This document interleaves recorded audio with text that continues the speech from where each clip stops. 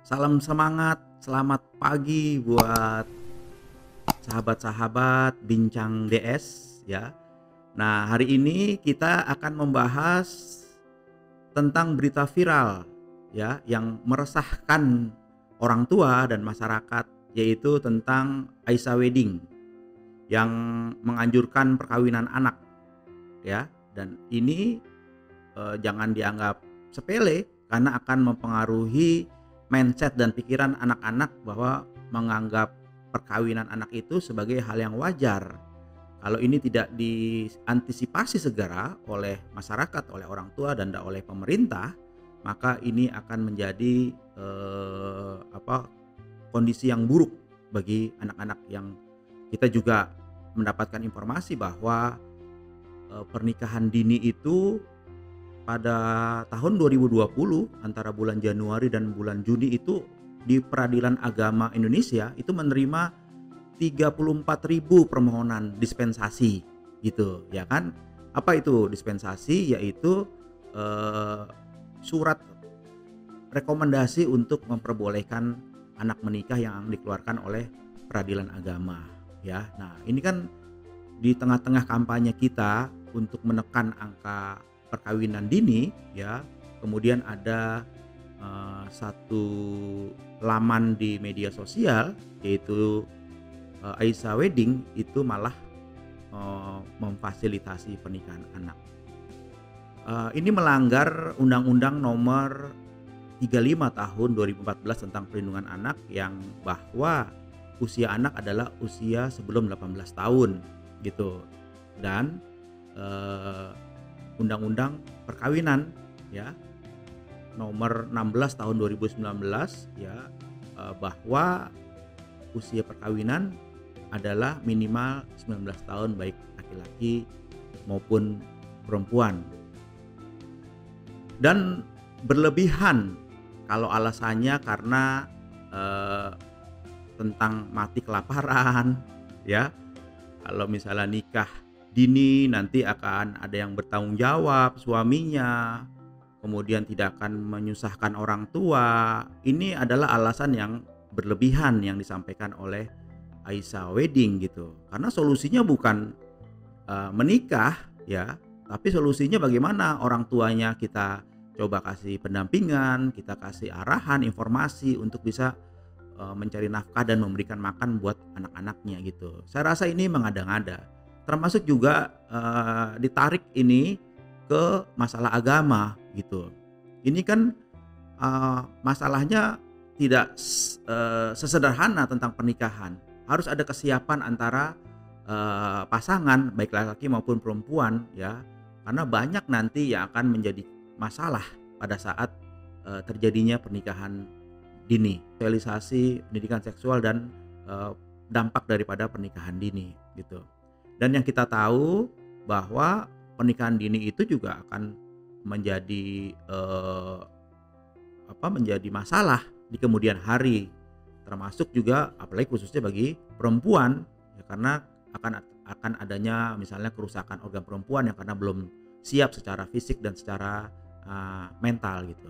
Pernikahan dini juga tidaklah sesederhana yang dibayangkan ya. Dua pasang terus saling menyukai, kemudian punya rencana nikah, kemudian minta dispensasi kepada pengadilan agama, kemudian disetujui. Padahal tidak hanya di situ, tapi ada lagi dampak-dampak atau resiko dari nikah usia dini. Yang pertama mungkin resiko penyakit seksual gitu, yang akan meningkat karena ketidakpahaman ya, pengetahuan yang sangat terbatas tentang seks yang sehat ya.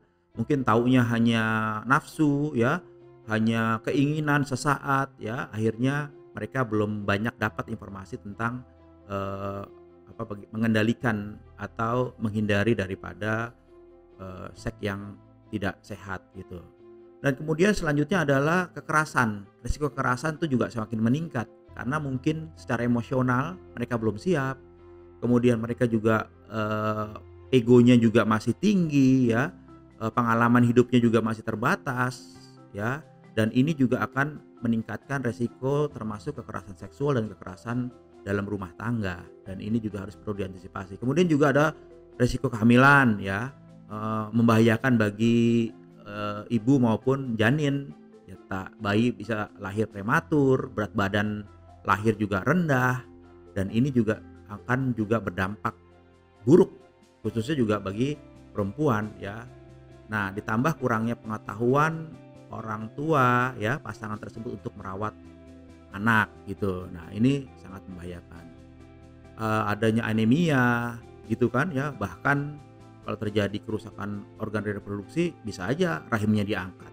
Nah, ini kan sangat menderita buat si anak sendiri atau si pasangan itu sendiri. Terus mengalami masalah psikologis ya, gangguan mental seperti gangguan kecemasan, gangguan mood, depresi, stres ya, tidak menyangka ya permasalahan-permasalahan yang mereka hadapi karena mereka belum siap secara mental. Dan kemudian tingkat sosial dan ekonomi, merampas hak masa remaja khususnya yang perempuan ya. Harusnya dia kan bisa mendapatkan pendidikan yang layak, yang cukup, sehingga kemampuan finansialnya akan lebih baik gitu.